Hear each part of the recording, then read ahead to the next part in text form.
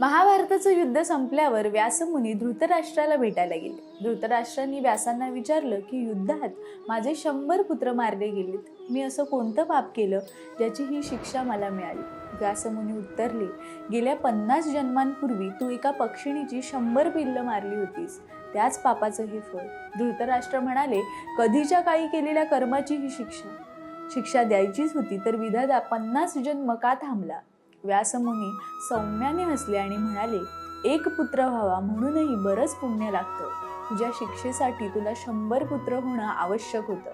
50 जन्मात साठलेल्या पुण्याने तुलाही या जन्मी 100 पुत्र झाले आणि तुझ्या पूर्व पाप कर्मामुळे त्यांना तुला गमवावंही लागलं. मित्रांनो, व्यासांना यातून सांगायचं आहे की तुमचं पाप असो वा पुण्य, कधी ना कधी ते तुम्हाला त्याचं फळ भोगावंच लागतं.